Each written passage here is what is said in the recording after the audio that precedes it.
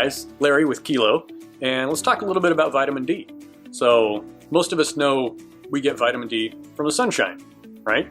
And so what I find is a lot of people think, oh, I'm sure my vitamin D levels are fine. I'm out in the sun a lot. When I've worked with doctors that do lab testing, and I've seen a lot of lab tests over the year, almost no one comes back with ample amounts of vitamin D. So there's two ways to get vitamin D. We get it from either our diet or from the sunshine. And when either version ends up being the same kind that the body utilizes. So what we found is you can't really get enough from the sun unless you're very intentional about it. So that'll depend on the time of day, the time of year, and how long you're out in the sun. The right time of year, meaning it's summertime, maybe spring, maybe fall, but in the winter, you're really not going to get much vitamin D from the sunshine.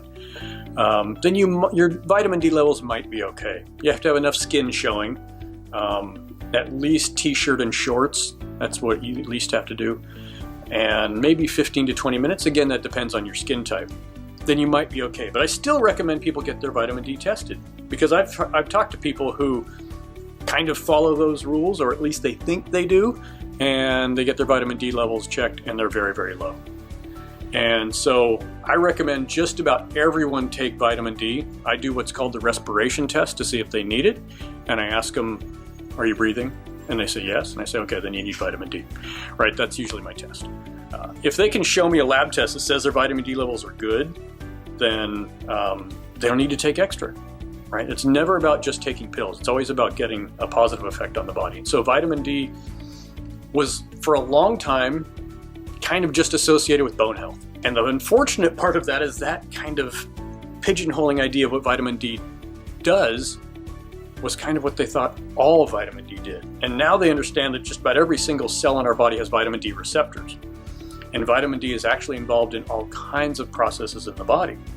And so, like any of these foundational things, I think of it a little backwards in a lot of people. And I think, what happens when we're low in these different nutrients, like vitamin D, rather than I have this problem, can vitamin D cure it? That's really not what we're thinking of with vitamin D.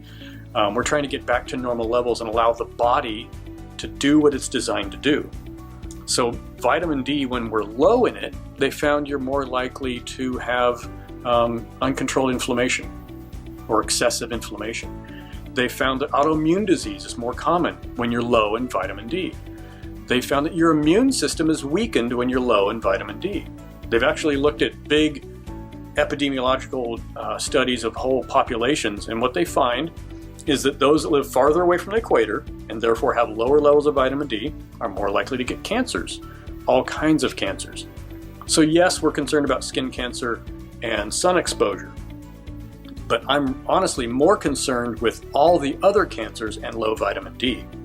So the nice thing about vitamin D in a soft gel, like you can get here, in the simple 5000 IU soft gel, you don't have to worry about sun exposure. So that's really important. And so we want to restore our vitamin D levels and allow the body to use vitamin D to then fix the problems that might be present.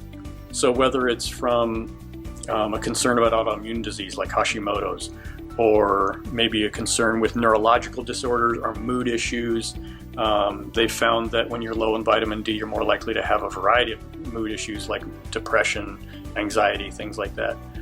What we want to do is put back in sufficient amounts of vitamin D, then the body does the job of fixing things. Immune system is another really good example. If you get colds and flus a lot every single fall and winter, then your levels could very well be very low.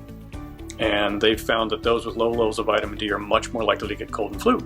So we just want to put some of that vitamin D back and fix some of those issues that may be going on in a lot of the people out there.